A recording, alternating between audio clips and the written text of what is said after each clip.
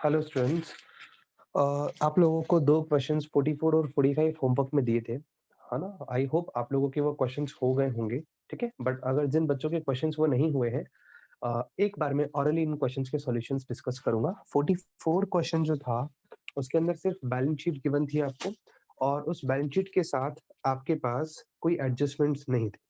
तो आपको करना क्या था, स्टार्ट करना था surplus that is balance in statement of profit and loss से। वो आता 1 लाख रुपीज, 3 लाख से 4 लाख रुपीज का आपका प्रॉफिट हो गया, 1 लाख रुपीज आपका सरप्लस आता। उसमें ऐड लेस आइटम कौन से होते हैं? आप देखोगे कोई भी एक ऐसा आइटम नहीं है जो मुझे ऐड और लेस करना पड़े।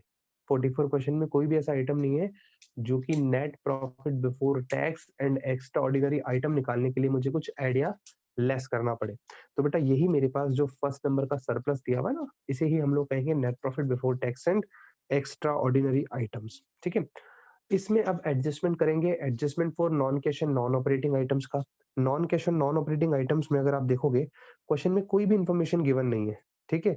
सिर्फ नॉन करंट असेट्स है और टेंजिबल असेट्स है। टेंजिबल असेट्स इंक्रीज हो रही है, नॉन करंट इन्वेस्टमेंट भी इंक्रीज हो रहे हैं। बोरोइंग्स आप देखोगे रिड्यूस हो रही है। रिजर्व्स एंड सरप्लस में एक ही चीज गिवन थी, ठीक है? तो बात ये है, जो आपकी ए वाली heading I net profit before tax and extraordinary item, इसे ही हम लोग बोलेंगे operating profit before working capital change. Clear है यहाँ तक? क्योंकि कोई भी ऐसा आइटम नहीं है जो कि नॉन कैश या नॉन ऑपरेटिंग हो और ट्रीट किया हुआ हो। अब इसमें ऐड और लेस करेंगे।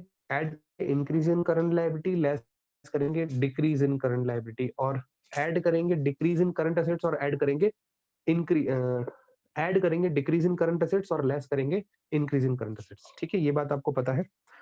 तो बेटा यहाँ आप देखेंगे करंट लाइबिलिटी में ट्रेड पेबल 48,000 से 40,000 हो गया। 8,000 रुपीज रिड्यूस हुआ, ट्रेड पेबल को पेमेंट किया गया 8,000। इससे कैश का रिडक्शन हुआ। लेस करेंगे decrease in trade payable 8,000 minus. फिर इसके बाद आते हैं करंट असेट्स पे। इसमें इन्वेंट्रीज 82 से 76 हुई, ये भी डिक्रीज हुई 6,000, इसे भी ऐड किया जाएगा। डिक्रीज इन इन्वेंट्रीज के नाम से 6,000। फिर ट्रेड रिसीवेबल है। ट्रेड रिसीवेबल 92,000 से 38,000 हो गया बेटा। तो ये लगभग आपका 54,000 रुपीज डिक्रीज हुआ है अगेन ट्रेड रिसीवेबल, इसे भी ऐड करेंगे अपन। ठीक है, जब आप आएंगे कैश जनरेटेड फ्रॉम ऑपरेशन पे, तो कैश जनरेटेड फ्रॉम ऑपरेशन आपका कहलाएगा 1 लाख रुपीज तो आपके पास प्रॉफिट का, ठीक है? उसमें आपने ऐड किया, हाँ, 3 आइटम्स ऐड किए। एक तो ट्रेड पेबल लेस किया 8,000, और इन्वेंट्रीज ऐड की है आपने 6,000 रुपीज की, और एक आपने 54,000, मतलब टोटल 60,000 ऐड हुआ और 8,000 लेस हुआ। 60 में से 8 गया तो 52, तो 1,52,000 आपका कैश जनरेटेड फ्रॉम ऑपरेशन आ गया है। Less income tax paid, question में कुछ दिया हुआ ही नहीं है। इनकम टैक्स होता है short term provisions, but short term provisions है ही नहीं, तो आप ये अज्यूम करेंगे कि यही आपका cash flow from operating activity आया 1,52,000 रुपीज। ठीक है, आई होप आपका ये आंसर जो है वो परफेक्ट होगा, क्योंकि क्वेश्चन में कोई ज्यादा इन्फॉर्मेशन तो गिवन है नहीं। ऑरली हम लोगों ने इसको कैलकुलेट कर लिया, 1,52,000 इज योर राइट आंसर। सो अब आते हैं cash flow from investing activity में। बेटा जहां बैलेंस शीट गिवन हो, कोई एडजस्टमेंट ना हो ना, वो तो एकदम लड्डू क्वेश्चन होता है हमारे लिए। ठीक है, आपको सिर्फ ये पता होना चाहिए बैलेंस शीट का कौन सा आइटम किस एक्टिविटी में काम आना है। वैसे अगर आप चलोगे इन्वेस्टिंग पे, तो इन्वेस्टिंग के लिए आपको आना पड़ेगा नॉन करंट असेट्स पे। तो फिक्स असेट टेंजिबल नेचर की जो है वो 5,60,000 से 850 हो गई, तो लगभग 2,90,000 रुपए का जो है असेट, टेंजिबल असेट इंक्रीज हुआ। तो आप लिखेंगे purchase of tangible assets 2,90,000 bracket में, और नॉन करंट इन्वेस्टमेंट 160 से 232 हो गए, तो लगभग 72,000 की ये भी इंक्रीज हो गए। तो ये भी नेगेटिव, आप लिखेंगे परचेस ऑफ इन्वेस्टमेंट 72,000, तो 72,000 एक और 2,90,000 एक, 3,62,000 cash used in investing activity आ जाएगा। तो आई थिंक ये भी आपका जो आंसर है इन्वेस्टिंग वाला वो करेक्ट आया होगा। चेक करते जाते हैं कितना बताया मैंने, 3,62,000।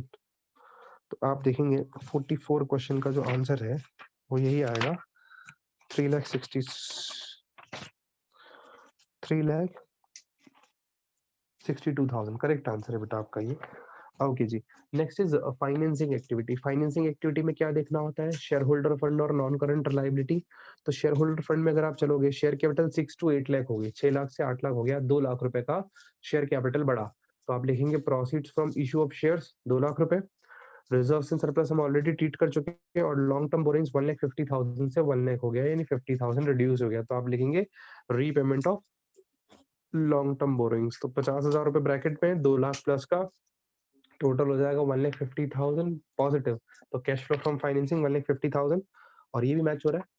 अब नेट इंक्रीज डिक्रीज निकालोगे तो नेट डिक्रीज आएगा। नेट डिक्रीज कितना बैठेगा? डिफरेंस तीनों का ऐड करना 60,000 आ जाएगा। Opening cash and cash equivalent add करना, उसमें opening cash and cash equivalent में करंट इन्वेस्टमेंट और कैश एंड कैश इक्विवेलेंट। तो ये आएगा बेटा 2012 वाला 134 और 70,000, 2,04,000 रुपए ऐड करेंगे तो क्लोजिंग आपका टोटल कितना बनेगा? 1,44,000 रुपीज बन जाएगा, क्योंकि वो नेगेटिव आंसर था। आप इसमें कंफ्यूज मत होना। आपके पास जो net decrease in cash and cash equivalent आया वो नेगेटिव आइटम है। वो नेगेटिव आइटम कितने का? 60,000 का। 60,000 में अगर आप 60,000 माइनस का ट्रीट होगा वो, उसमें आप करंट इन्वेस्टमेंट 134 ओपनिंग वाला और कैश एंड कैश इक्विवेलेंट 70,000 वाला, दोनों अगर आप ऐड करते हैं 2,04,000, तो 60,000 में मतलब 2,04,000 में से 60,000 लेस कर लो तो कितना बचेगा बेटा? 1,44,000 समथिंग कुछ आना चाहिए भाई। 1,44,000 आप देखोगे, करंट इन्वेस्टमेंट 50,000 का, क्लोजिंग बैलेंस वाला और कैश एंड कैश इक्विवेलेंट 94,000 का, तो 1,44,000 मैच हो रहा है। ठीक है, तो जिस बच्चे ने इसको किया होगा वो मेरी बात समझ पाया होगा, और जिस बच्चे ने इसको ट्राई नहीं किया होगा उसके लिए जो भी अभी 5 मिनट पहले से जो भी मैंने बोला है अब तक, उसके कुछ भी दिमाग में नहीं गया होगा। ठीक है, तो मुझे विश्वास है कि आप लोगों ने 44 क्वेश्चन तो कर लिया होगा, क्योंकि वो लड्डू क्वेश्चन था। 45 जो क्वेश्चन है बेटा, 45 क्वेश्चन में, हाँ मैं मानता हूँ 45 क्वेश्चन में आपको दिक्कत आई होगी। दिक्कत कहाँ बनती थी भाई 45 क्वेश्चन में? सिर्फ मैं वो पॉइंट्स डिस्कस करता हूँ। दिक्कत बनती थी बेटा 45 क्वेश्चन में, एक था जो आपके पास मशीन अकाउंट वाली बात थी। 48,000 की कॉस्टिंग वाली मशीन, जिसपे 32,000 का डेप्रिसिएशन लगा, उसे 12,000 में बेचा। अब मशीन अकाउंट और अक्यूमुलेटेड डेप्रिसिएशन दोनों का ओपनिंग बैलेंस और क्लोजिंग बैलेंस दिया हुआ है। तो हम इसमें जो अकाउंट बनाएंगे वो किसका बनाएंगे? Machine account by gross method. तो मैं आपको सिर्फ ये जो जहां पे आपको डाउट्स आए होंगे ना बेटा, मैं वो पॉइंट्स आपके क्लियर कर देता हूँ। ठीक है, सबसे पहले मैं वर्किंग नोट नंबर 1 बना लेता हूँ। इधर एक मशीन अकाउंट बनेगा। ठीक है, आप लोग क्रॉस वेरीफाई कर लेना जिस बच्चे ने इसको बना भी लिया है वो भी। और इसी के साथ एक अक्यूमुलेटेड डेप्रिसिएशन अकाउंट बनेगा। ठीक है, इसको प्रोविजन फॉर डेप्रिसिएशन भी कहते हैं। चलिए आज इसको अक्यूमुलेटेड डेप्रिसिएशन ही लिखते हैं। वैसे जनरली मैं इसको प्रोविजन फॉर डेप्रिसिएशन लिखता हूँ, जैसा कि आप सबको पता है। ठीक है बच्चों, तो आप यहाँ तक अगर आप पहुंच गए हैं मेरे साथ तो सुनिएगा। अब इसमें ओपनिंग बैलेंस अगर आप मशीन का देखेंगे 20 लाख है। 31 मार्च 2013 राइट हैंड साइड वाला जो अमाउंट लिखा हुआ है 20 लाख रुपीज का ओपनिंग बैलेंस, इसको लिखेंगे to balance brought down by balance CD. ये आएगा आपके पास 25,40,000। ठीक है, टोटल आप लगाते रहना बाद में। अब आपके पास क्वेश्चन में जो इन्फॉर्मेशन गिवन है उसको यूज करेंगे। पहले अक्यूमुलेटेड डेप्रिसिएशन का opening closing balance, accumulated depreciation का ओपनिंग बैलेंस क्रेडिट में, bye balance brought down 3 lakh रुपए लिखा है, आप देखेंगे राइट हैंड साइड में। ठीक है, और टू बैलेंस सीडी जो लिखा है वो 4 लाख लिखा है। ठीक है, ये अक्यूमुलेटेड डेप्रिसिएशन का ओपनिंग और क्लोजिंग बैलेंस जैसा क्वेश्चन ने दिया। अब लिखा है बेटा during the year a piece of machine costing ₹48,000, एक मशीन की कॉस्ट 48,000 रुपए की, जिसपे डेप्रिसिएशन लगा है 32 का। तो आप मुझे बताइए रिटर्न डाउन वैल्यू कितना होता है? रिटर्न डाउन वैल्यू 48 में से 32 लेस कीजिए आप, 16,000 रुपए का रिटर्न डाउन वैल्यू होता है। इसे आपने 12 में बेचा तो 16 की चीज 12 में बिकी, 4,000 का लॉस। ऑरली भी कैलकुलेट कर सकते हैं, लिख भी सकते हैं आप। आज ऑरली करते हैं बेटा, बहुत दिन से लिखे जा रहे हैं। By bank 12,000, by loss statement of P&L कितना? 4,000। ठीक है, और एक और बाय, थोड़ा सा इस पे बैलेंस शीट को नीचे लिख देते हैं। मैं टोटल का स्पेस नहीं छोड़ रहा हूँ क्योंकि मैं अज्यूम कर रहा हूँ कि टोटल अपन लोग कर लेंगे। ये बाय यहाँ आएगा प्रोविजन फॉर डेप्रिसिएशन या अक्यूमुलेटेड डेप्रिसिएशन। इस असेट पे कितने का डेप्रिसिएशन लगा? जितना क्वेश्चन ने बताया 32,000 का। तो बेटा 32,000 रुपए का डेप्रिसिएशन अगर आप इस पे लगा रहे हैं तो 32,000 क्रॉस होकर के अक्यूमुलेटेड डेप्रिसिएशन अकाउंट में भी आएंगे टू मशीनरी के नाम से। ठीक है, अब क्योंकि आपके ऊपर डेप्रिसिएशन बैलेंसिंग फिगर यहाँ निकलेगा तो यहाँ by balance CD, by balance नहीं, by depreciation balancing figure amount आएगा, वो कहलाएगा 4,32,000 यहाँ का टोटल हो रहा है। 3 लाख आ गया तो 1,32,000 आपका डेप्रिसिएशन का अमाउंट आएगा जो कि ऑपरेटिंग में प्लस होगा, और यहाँ पे बैलेंसिंग फिगर टू बैंक बैठेगा। आप देखेंगे अपने आप बैलेंसिंग फिगर यहाँ टू बैंक बैठेगा। टोटल मार लीजिए आप यहाँ का, इसका टोटल मैं बाहर लिख दूं उधर वाली साइड पे, क्योंकि मेरे पास नीचे स्पेस थोड़ा सा कम लग रहा है। 25,40,000, और अगर आप देखोगे तो टोटल मशीन कितने की थी, 48,000 रुपए की, ठीक है। तो 25,88,000 होता है, 5,88,000 की हमने खरीद ली होगी बैलेंसिंग की, ठीक है। ये चीज समझ आती है बच्चा आपको, यहाँ पे टोटल मार लीजिएगा आप, क्लियर। अब इसकी पोस्टिंग कहाँ कहाँ होगी, ध्यान से सुनिएगा सब बच्चे। पहले मैं आपको एक्टिविटी वाइज बता देता हूँ, ऑपरेटिंग एक्टिविटी में क्या क्या आइटम्स आए होंगे। अब ये क्वेश्चन है ना, मैं आपको बोर्ड पे नहीं करवा रहा, ये वाले है ना, आगे वाला क्वेश्चन जो आज का हमारा है वो तो हम बोर्ड पे करेंगे, 55 नंबर का क्वेश्चन वो तो आपको बोर्ड पे करवाऊंगा। तो आप इसको देख लीजिए, एक बार मैच कर लीजिए क्या आपने इसको करेक्ट लिखा है या नहीं लिखा है। दूसरी डाउट जो है वो आपको आया होगा गुडविल इनटेंजिबल एसेट 80,000 से, सॉरी 2,24,000 से 80,000 हो रहा है। 31 मार्च 2013 को 2,24,000 की गुडविल थी, और 31 मार्च 2014 को ये गुडविल बची मात्र 80,000 रुपए की। तो बेटा बाकी की गुडविल कहाँ गई, तो बेटा बाकी की गुडविल जो है 1,44,000, वो 1,44,000 की गुडविल राइट ऑफ हो गई। इसे ऑपरेटिंग में करना क्या है, प्लस करना है बच्चा, क्लियर है यहाँ तक। और दूसरा आपको डाउट कहाँ आया होगा, दूसरा डाउट बेटा आपको यहाँ पे शॉर्ट टर्म प्रोविजंस पे बनता होगा। Short term provisions, short term provisions कहाँ जाएंगे बच्चा, आप देखोगे करंट लायबिलिटी के शॉर्ट टर्म प्रोविजंस में आपके पास किसी भी प्रकार का कोई भी चीज नहीं दिया हुआ कि वो प्रोविजन फॉर टैक्स या नहीं है। तो मैंने आपको बताया विदाउट इन्फॉर्मेशन आप उसे क्या ट्रीट करेंगे, प्रोविजन फॉर टैक्स। तो प्रोविजन फॉर टैक्स आपके पास ये शॉर्ट टर्म प्रोविजन 1,54,000 और 1,00,000 मतलब 1,54,000 तो आपका हो गया कौन सा वाला अमाउंट, ओपनिंग बैलेंस आ गया आपके पास प्रोविजन फॉर टैक्स का, और क्लोजिंग वाला आ गया 1,00,000 रुपीज का। आप देखोगे टैक्स पेड और टैक्स मेड दिया हुआ नहीं है, तो आप करते क्या है उस केस में, जो करंट ईयर का प्रोविजन फॉर टैक्स है उसे तो ऐड कर देते हैं। तो करंट ईयर का प्रोविजन फॉर टैक्स हो गया 1,00,000 रुपीज, उसे आप ऐड कर दो ऊपर जब आप net profit before tax and extraordinary item निकालते हैं। और 1,54,000 रुपीज का जो प्रोविजन फॉर टैक्स का ओपनिंग बैलेंस है उसे आप लोग पे करेंगे। वापस सुनिएगा क्या बोला मैंने, जब क्वेश्चन में कोई इंफॉर्मेशन नहीं दी हुई होती प्रोविजन फॉर टैक्स के बारे में और केवल ओपनिंग और क्लोजिंग बैलेंस दिया होता है, तो सबसे अच्छी चीज तो मैं आपको कहता हूं आप अकाउंट बना लो, सुखी रहोगे हमेशा।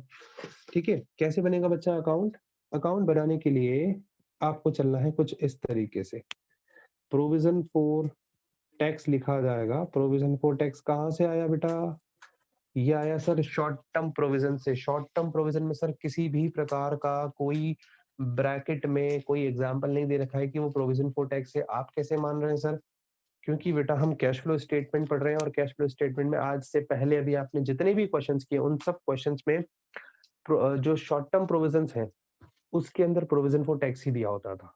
ठीक है, तो I am assuming not only me but also in cash flow chapter we have to assume कि शॉर्ट टर्म प्रोविजंस जो भी गिवन होते हैं उसे आपको प्रोविजन फॉर टैक्स ट्रीट करना है। क्लियर है यहाँ तक, तो बेटा यहाँ पे particular and amount, particular and amount देखिएगा ध्यान से।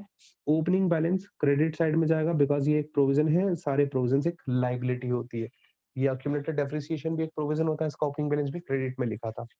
तो आप देखेंगे शॉर्ट टर्म प्रोविजन में ओपनिंग वाला बैलेंस दिया हुआ है 1,54,000, टू बैलेंस शीट दिया हुआ है 1,00,000 रुपीज। क्लियर है यहाँ तक, क्या क्वेश्चन में टैक्स पेड दिया हुआ है, अगर टैक्स पेड दिया होता तो ये टू बैंक निकलता और ये by profit and loss balancing figure निकलता। ठीक है, और अगर ये दिया होता कि टैक्स इतना मेड किया तो ये बैलेंसिंग फिगर निकलता। इतना ही चीज सिखाया आपको।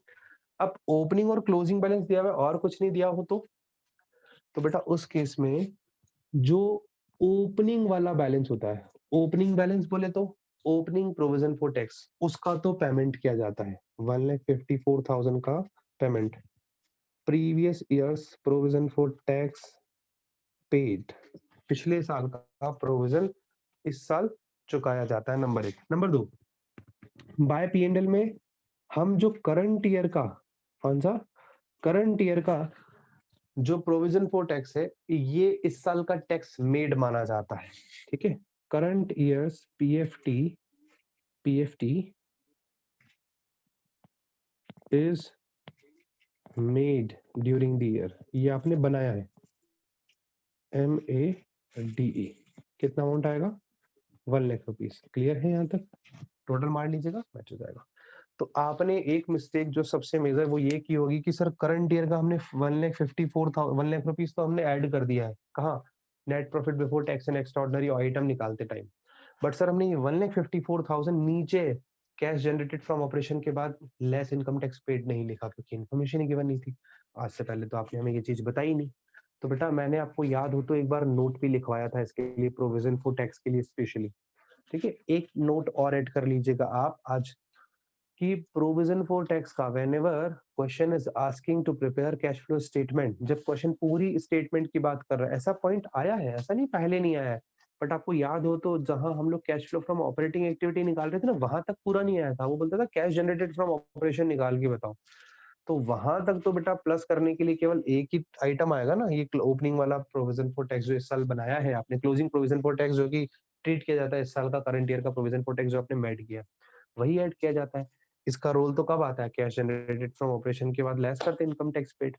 तो आपने यहाँ आकर के थोड़ी सी मतलब हो सकता है कि आपसे मिस्टेक हो गई थी, तो आप एक नोट और ऐड कर देंगे आज, whenever question is asking to prepare cash flow statement and opening and closing balances of provision for tax is given, then the opening balance of provision for tax is assumed to be paid this year, and the closing balance of provision for tax is to be assumed that provision made during the year.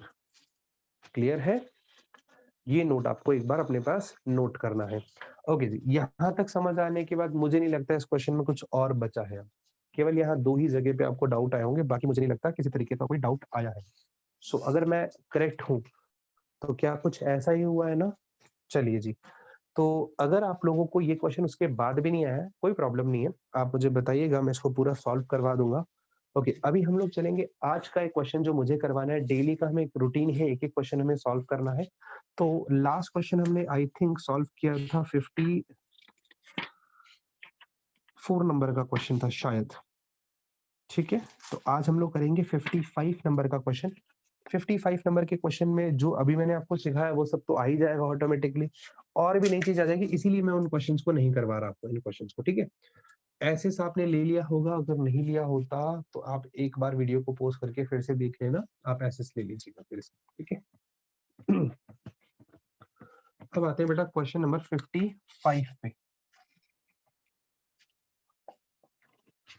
Question 55 क्या कहता है? बनाना cash flow statement ही additional information आपके सामने है नीचे। अब इस बार आपके पास नोट्स टू अकाउंट में काफी सारी इन्फॉर्मेशन है और साथ में एडिशनल इन्फॉर्मेशन भी गिवन है। तो हम स्टार्ट, आपको पता है पहले cash flow from operating activity निकालते हैं, तो सबसे पहले net profit before tax and extraordinary item निकालना होता है हमें। तो आप मेरे साथ बने रहिएगा,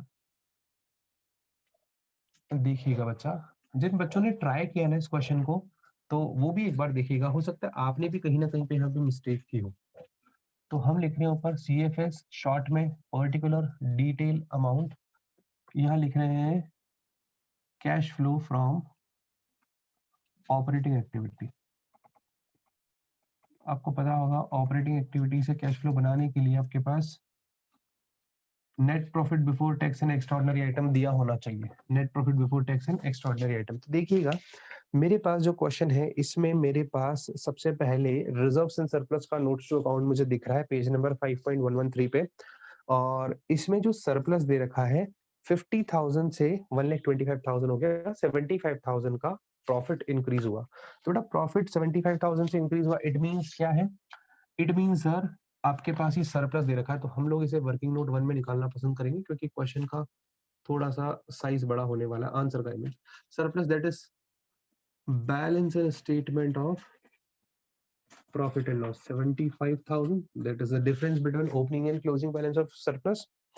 अब इसमें ऐड होने वाले आइटम्स कौन कौन से हैं सर? ऐड होने वाले items transfer to reserve. Transfer to reserve को देखने के लिए आपको आना पड़ेगा रिजर्व्स एंड सरप्लस के नोट्स टू अकाउंट पे। वहां मुझे सिर्फ एक ही पॉइंट सरप्लस दिख रहा है, कोई और general reserve, debenture redemption reserve, capital redemption reserve नहीं है। सो ये बात क्लियर होती है। प्रोविजन फॉर टैक्स के लिए जरूर मेरे पास कुछ दिया है। तो प्रोविजन फॉर टैक्स अगर आप देखोगे, मुझे दिख रहा है ये 4th नंबर के नोट्स टू अकाउंट में provision for tax. Same again opening और क्लोजिंग बैलेंस दिया है। नीचे अगर आप पढ़ोगे तो कोई इन्फॉर्मेशन नहीं है किसके रिगार्डिंग, टैक्स पेड और टैक्स मेड के रिगार्डिंग। सो हम लोग प्रोविजन फॉर टैक्स कौन सा अज्यूम करेंगे बेटा, अभी अभी समझाया था मैंने आपको, जो करंट ईयर का प्रोविजन फॉर टैक्स है ना, वो अज्यूम करेंगे कि इस साल का टैक्स मेड है। तो provision for tax current year का 1 लाख रुपीज से 2016 का 1 लाख रुपीज ये ऐड कर दिया। और क्या ऐड करेंगे सर, डिविडेंड अगर आपने पे किया हो, बेटा इसकी इन्फॉर्मेशन तो हमें कहाँ दी हुई होगी, एडिशनल इन्फॉर्मेशन में डिविडेंड पेमेंट की कोई बात ही नहीं है सर। ठीक है जी, अगर कोई बात नहीं है तो बस हमारे पास ये दो ही आइटम्स ऐड होने हैं और ये आ जाएगा 1,75,000। क्या आएगा, ए वाली heading, net profit before tax and extraordinary items. ठीक है, अब ये चीज यहाँ लिखेंगे अपन, net profit before tax and extraordinary items. ठीक है, अमाउंट आ गया बेटा 1,75,000। इसमें एडजस्टमेंट करेंगे, adjustment for non cash and non operating items का। ठीक है बच्चों, तो बेटा इसमें एडजस्टमेंट कैसे किया जाएगा जरा देखिएगा। सबसे पहले डेप्रिसिएशन, डेप्रिसिएशन दिखते ही मुझे आती है टेंजिबल असेट के नोट पे आना है। टेंजिबल असेट के नोट पे आऊंगा तो मशीन का ओपनिंग क्लोजिंग और अक्यूमुलेटेड डेप्रिसिएशन का ओपनिंग क्लोजिंग बैलेंस दिया है।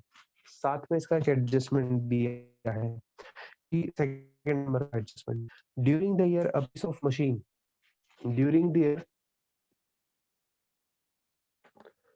हाँ तो बच्चा बता रहा था प्रोविजन फॉर मतलब मुझे डेप्रिसिएशन जो ऐड करना है उसके लिए मेरे पास ओपनिंग क्लोजिंग बैलेंस मशीन का और अक्यूमुलेटेड डेप्रिसिएशन का गिवन है नंबर 1। इसके साथ मेरे पास एडिशनल इन्फॉर्मेशन में दिया हुआ है कि ड्यूरिंग द ईयर हमने एक मशीन जिसकी कॉस्ट 40,000 थी, उसे जिस पे डेप्रिसिएशन 20,000 लगा था, उसे हमने 5,000 के लॉस पे बेचा। तो ये चीज बेटा मैं आपको अभी समझाऊंगा वर्किंग नोट बना करके। पहले बना लेते हैं working note. Working note number 2 आएगा, डेप्रिसिएशन कैलकुलेट करने के लिए मुझे दो अकाउंट बनाने पड़ेंगे, machine account with gross method. तो फर्स्ट इज मशीन अकाउंट, छोटा सा मशीन अकाउंट, छोटा नहीं, क्रेडिट साइड में 4 लगभग आइटम्स आएंगे तो उसके अकॉर्डिंग बनाना है, लगभग यहाँ तक जाएगा। और फिर एक प्रोविजन फॉर डेप्रिसिएशन अकाउंट या अक्यूमुलेटेड डेप्रिसिएशन अकाउंट। बेटा एकदम सेम जो अभी मैंने आपको 45 क्वेश्चन के लिए बात बताई थी ना, सेम वैसी की वैसी चीज है, पूरा क्वेश्चन ऑलमोस्ट वैसा को वैसा, थोड़ा एडजस्टमेंट इसमें ज्यादा है जरूर। आप देखेंगे यहाँ पे आएगा by balance brought down, accumulated depreciation का ओपनिंग बैलेंस, पहले अक्यूमुलेटेड डेप्रिसिएशन का लिख रहा हूँ 70,000 और फिर है 1,05,000 to balance CD 1,05,000। Opening balance machine का टू बैलेंस बीडी।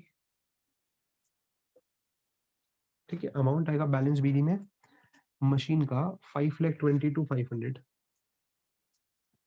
5,22,500 और क्लोजिंग आएगा बाय बैलेंस सीडी, इसमें आएगा 8,37,500, 8,37,500। यहाँ तक क्लियर है। अब आते हैं क्वेश्चन की सेकंड नंबर के एडजस्टमेंट पे। During the year a piece of machine costing 40, जिस पे डेप्रिसिएशन लगा 20। तो जरा समझना मेरी बात को, कॉस्ट में से प्रोविजन फॉर डेप्रिसिएशन लेस करते हैं तो 40 की चीज है, उसमें से 20,000 का आज तक का डेप्रिसिएशन लग चुका। तो आपके अकॉर्डिंग जो रिटर्न डाउन वैल्यू है वो कितनी आई है सर, वो आई है सर 20,000। तो 20,000 की रिटर्न डाउन वैल्यू कंपेयर कर लो। लॉस क्या है, लॉस कितना हुआ इस पे 4,000 का, मतलब 20,000 की चीज है 4,000 के लॉस पे बेची, तो सेलिंग प्राइस क्या है इसकी 16,000 रुपए। ये बात समझ आती है क्या। अब इसी को आप यहाँ पे लिखिए बाय बैंक, बाय बैंक कितने में 16,000, ये मैंने निकाला बाय प्रोविजन फॉर डेप्रिसिएशन 20,000 का depreciation, by statement of profit and loss, loss कितना हो गया 4,000 का। ये जो 20,000 है ये क्रॉस पोस्टिंग होकर के डेबिट में आएगा टू मशीन। ऐसी चीजें हमने कई बार कर चुके हैं, अब तो बेटा ये चीज पुरानी हो गई। और क्रेडिट साइड में यहाँ बाय डेप्रिसिएशन बैलेंसिंग फिगर और इधर टू बैंक बैलेंसिंग फिगर। आप अगर प्रैक्टिस कर रहे हो ना मेरे साथ साथ, सच बता रहा हूँ आपको कभी दिक्कत नहीं आएगी। आप देखोगे ऑलमोस्ट 90% केसेस में मशीन अकाउंट में 2 बैंक और एक्यूमुलेटेड डेप्रिसिएशन में बाय डेप्रिसिएशन बैलेंसिंग फिगर आता है।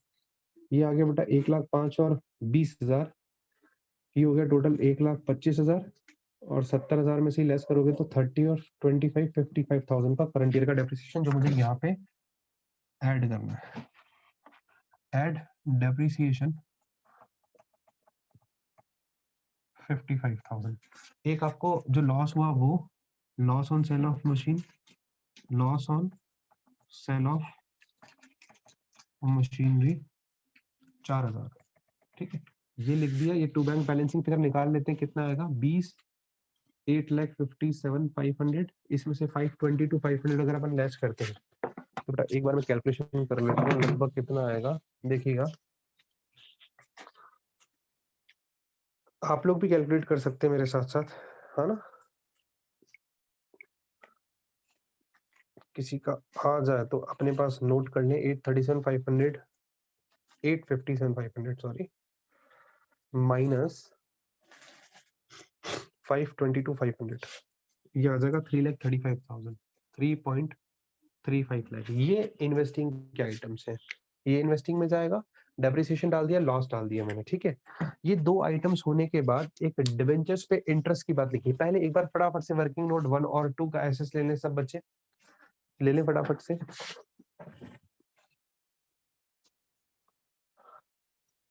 ठीक है, ले लिया होगा बच्चा अभी तक आपने। अब मुझे इसको रफ करना है, थोड़ा सा स्पीड से चलूंगा। मुझे आपको याद क्या दिलवाना है, एक तो आपने जो असेट खरीदी है वो है 335 की, मशीन परचेज 3,35,000 है, ये आपको मुझे याद दिलाना है। मैं थोड़ा सा याद रखने के लिए नीचे लिख देता हूँ। मशीन परचेज की थी 3,35,000, वर्किंग नोट 2 से लाया था मैं इस अमाउंट को। चलिए जी, हटा देते हैं इसको। अब आई होप आप लोगों को यहाँ तक समझ आया है, ठीक है।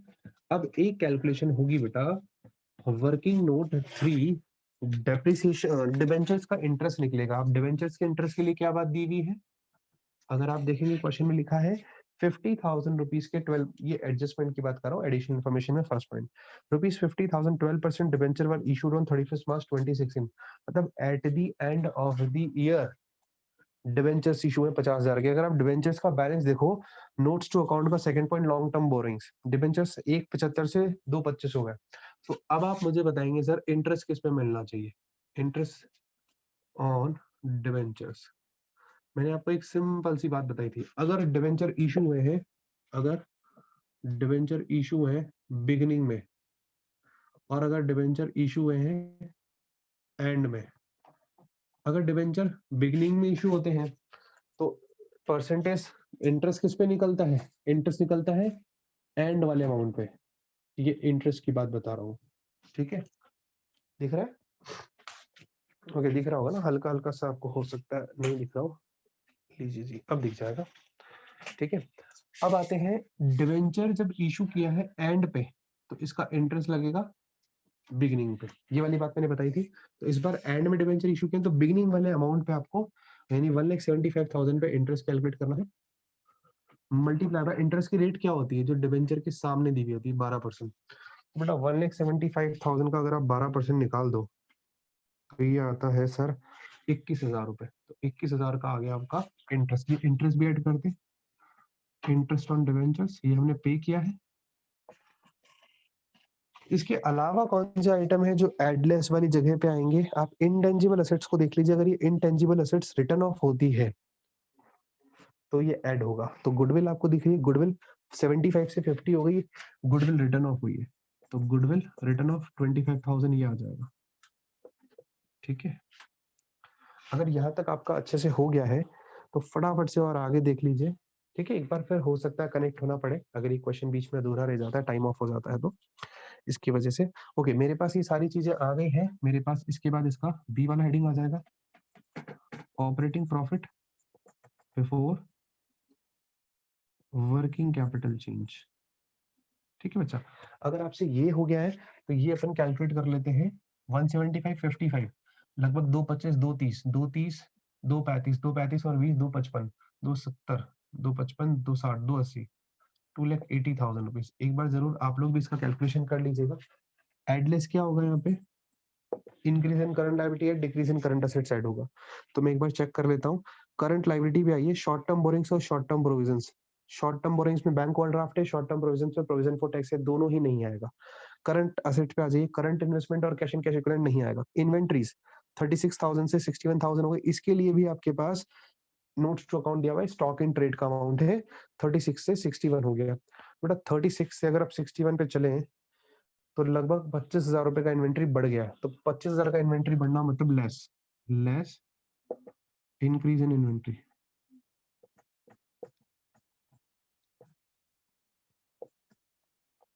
चलिए जी, लेस कर लेते हैं। अमाउंट आएगा 280 में से 20 क्या दो 255, क्योंकि 25 लेस करना है ना। यह जगह सी वाला कैश जनरेटेड फ्रॉम ऑपरेशन क्या कहलाएगा बेटा? ये कैश जनरेटेड फ्रॉम ऑपरेशन। इसमें से लेस करेंगे इनकम टैक्स पेड। याद होगा आपको इनकम टैक्स कौन सा आएगा? जो प्रीवियस ईयर का प्रोविजन फॉर टैक्स है, क्योंकि क्वेश्चन में और इन्फॉर्मेशन तो दी भी नहीं है। तो प्रीवियस ईयर का प्रोविजन फॉर टैक्स है 62,500, वो मुझे अभी पे करना है। कोई एक्स्ट्रा ऑर्डिनरी आइटम नहीं है, ये कहलाएगा cash flow from operating activity. यहां तक समझ आता है बच्चा आपको? अगर मैं इसको एडलेस कर लूं 255 में से माइनस कर दें 62,500, तो ये आएगा 1,92,500। एक बार आंसर चेक कर लेते हैं कि 55 का ये आंसर आ रहा है क्या। 1,93,500, 92 आ रहा है। 1,000 रुपए का कहीं ना कहीं प्रॉब्लम है। चलिए मैं एक बार कैलकुलेशन चेक कर लेता हूँ। 175 प्लस 55 प्लस 4,000 प्लस 21,000 प्लस 25,000, ठीक है, माइनस 25,000 और माइनस 62,500। यहाँ 192,500 ही बैठ रहा है। ओके, एक मिनट आप मुझे दीजिए, मैं इसमें और चीज ढूंढने की कोशिश करता हूँ। 1,75,000 का 12% होता भी 21,000 है, यहाँ तक भी ठीक है। ओके जी, 75 रुपए का ये था, 75,000 का। गुडविल आपकी 75 से 50 हो गई, 25 ये भी ठीक था। आपने जो मशीन बेची, ओहो 5,000 के लॉस पे बेची थी, लॉस पे वो 4,000 का लॉस नहीं था, 5,000 का लॉस था। ओहो हो। एक बार फिर से आपके पास एक चीज और आ रही है। एक बार आप सब बच्चे फिर से देखिएगा वो मशीन अकाउंट जो मैंने मशीन अकाउंट बनवाया है, थोड़ा सा चेंज है। यहाँ पे टू बैलेंस BD, ये मशीन अकाउंट एक बार फिर से बना लेते हैं। कोई बात नहीं, हमारा रिवीजन हो जाएगा, ठीक है। आई होप आप लोगों ने अगर ये लाइक वीडियो देखे हैं तो आपने पहले ही ये मिस्टेक ग्रैब कर लिया होगा। तो आपके पास ओपनिंग बैलेंस मशीन का दे रखा था बच्चा 5,22,500 और क्लोजिंग बैलेंस दे रखा था आपके पास 8,37,500। तो आपने यहाँ पे बाय बैंक कितना किया? 5,000 के लॉस में बेचा है। 40,000 की कॉस्ट वाली चीज जिसपे 20 का डेप्रिसिएशन, तो बच्ची 20 की WDV 5,000 के लॉस पे बेची, मतलब 15 में बेची। बाय बैंक भी 15,000 आएगा और बाय स्टेटमेंट ऑफ P&L ये आएगा बेटा 5,000, ठीक है। और बाय PFD कितना आएगा? प्रोविजन फॉर डेप्रिसिएशन, ये 20,000 आएगा। टू बैंक में कोई चेंज नहीं है, क्योंकि टू बैंक में ये अमाउंट तो 40 ही बना ना, ये तो 3,35,000 ही बनेगा। आप टोटल मान लीजिएगा चाहे। और आपका ना प्रोविजन फॉर डेप्रिसिएशन अकाउंट है ना इसमें कोई चेंज आएगा। चेंज किस में आया बेटा?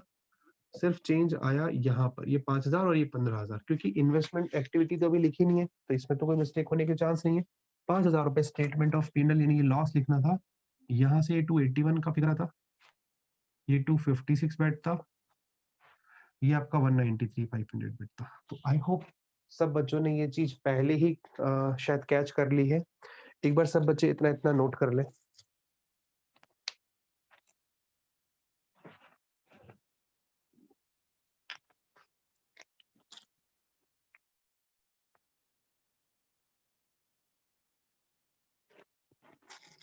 ठीक है जी बच्चा, नोट कर लिया है आपने?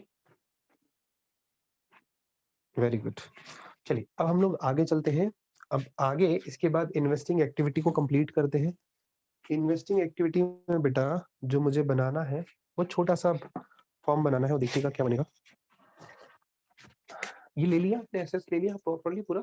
ठीक है, एक बार यहाँ से भी ले लीजिए। ओके, चलिए देखिएगा, आगे आते हैं।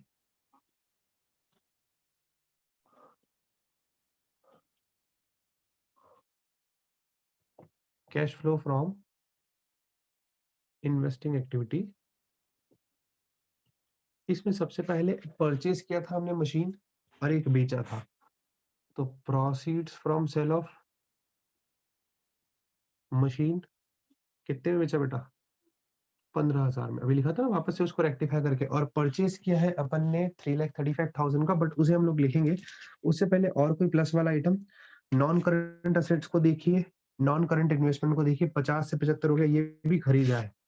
तो मैं पहले परचेज ऑफ मशीन लिख लेता हूँ, जो मैंने वर्किंग नोट 2 से निकाले थे, दोनों असेट्स वाले, 3,35,000 नेगेटिव।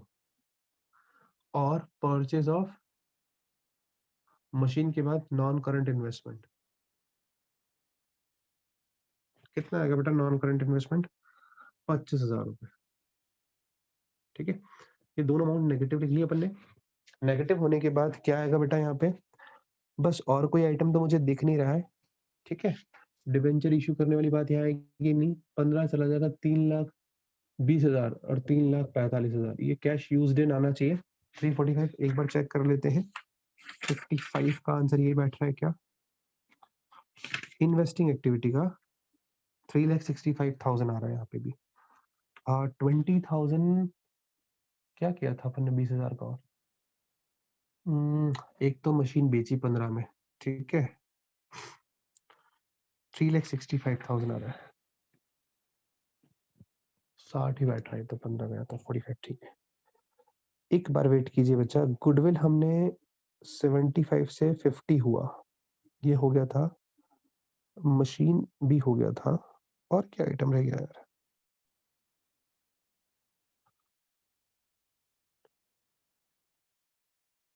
नॉन करंट इन्वेस्टमेंट 50 से 25 हो गया, मतलब 75 हो गया, सॉरी। तो 25 का परचेज किया, पैसा गया। मशीन भी आपने खरीदी कितने की थी? मशीन का अकाउंट अपन ने बनाया था 837, 522, 500 और 40,000 एक।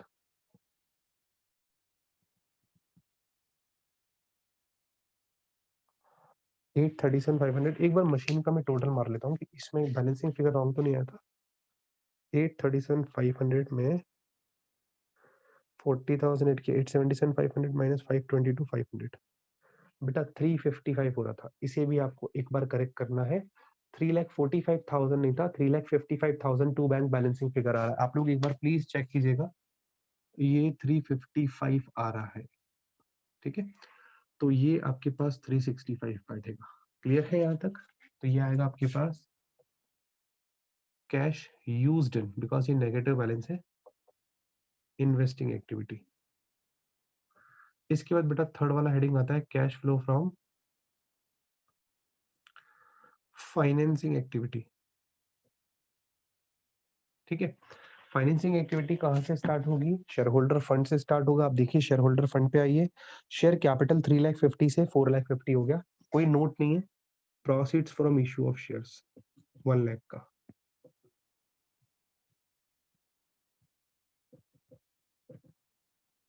इसके बाद बेटा रिजर्व एंड सरप्लस हमारा हो चुका है ऑलमोस्ट। हम आते हैं नॉन करंट लाइबिलिटी, जो कि लॉन्ग टर्म बोरोइंग्स है। इसको नोट्स टू अकाउंट से रेफर किया हुआ है, 2 नंबर का नोट्स टू अकाउंट देखेंगे। डिबेंचर्स 175 से 225 हो गया, 50,000 के डिबेंचर्स इशू हुए हैं। Same proceeds from issue of debenture, debenture issue किए, वहां से कितनी प्रोसीड्स आई? ये आ गया बेटा 50,000। ठीक है, इसके बाद आप लिखेंगे और क्या आइटम है? Bank overdraft. Long term borrowings में बैंक ओवरड्राफ्ट दिया हुआ है। अगर आप देखेंगे आपके नोट्स टू अकाउंट में, शॉर्ट टर्म बोरिंग्स में, सॉरी लॉन्ग टर्म बोरिंग में तो डिवेंचर आ गया। अब करंट लाइबिलिटी में जो शॉर्ट टर्म बोरिंग्स है, वहां पे बैंक ओवरड्राफ्ट दिया हुआ है 37,500 से 75,000 हो गया।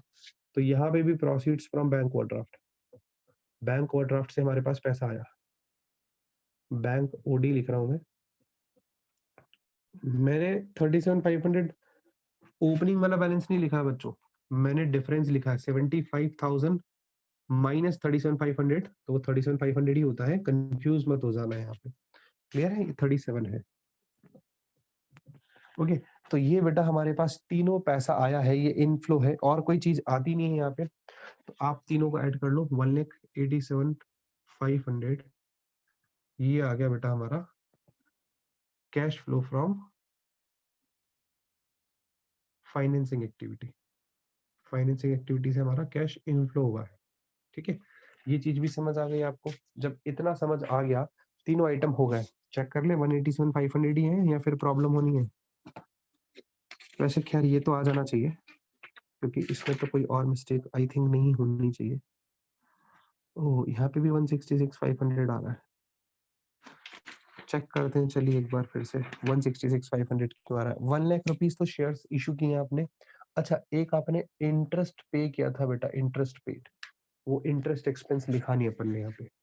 21,000 रुपीज का इंटरेस्ट एक्सपेंस नहीं लिखा, तो interest paid to debenture holder, interest paid on debentures कर लीजिए तो भी चलेगा। ठीक है, ये शायद अपन ने निकाला था 21,000 का, तो ये माइनस हो जाएगा फिगर। ठीक है, क्योंकि पेमेंट हुआ ना, तो ये पैसा हमारे पास से चला गया। 1,87,500 माइनस 21,000 आता है 166,500, ये 166,500 आ रहा था आपका। ठीक है, तो बेटा ये आ गया हमारा थर्ड वाला heading, cash flow from financing activity. यहाँ तक ठीक है। इसके बाद आपको तीनों का करना है टोटल, तो नेट इंक्रीज आएगा डिक्रीज आएगा, ये प्लस का, ये नेगेटिव, और ये प्लस का। तो अगर हम प्लस प्लस वाले आइटम को प्लस कर ले, 193,500 प्लस 166,500, 360 आता है, 365 आ रहा है, तो नेट डिक्रीज इन, नेगेटिव ही आएगा आंसर। सी एंड सी मतलब cash and cash equivalent, 5,000 negative आएगा ये। इसमें ऐड क्या करेंगे? Cash and cash equivalent at the beginning, C and C in the beginning. In the beginning में क्या क्या आइटम आएंगे बेटा?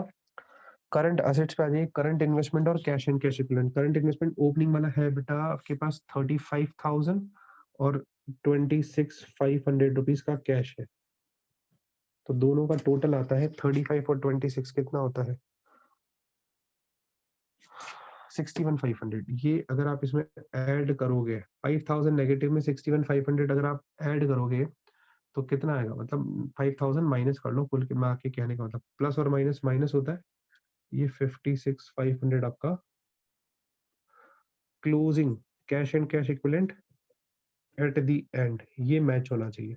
तो बेटा ये है करंट इन्वेस्टमेंट, देखिए आपके पास 20,000 और 36,500 आपके पास कैश एंड कैश इक्विवेलेंट है, तो दोनों आइटम मिलाकर के 56,500 होता है। इट मींस मेरा आंसर जो है वो परफेक्ट है। सो यहाँ तक समझ आया है तो बेटा एक बार एसेस ले लीजिए सब बच्चे।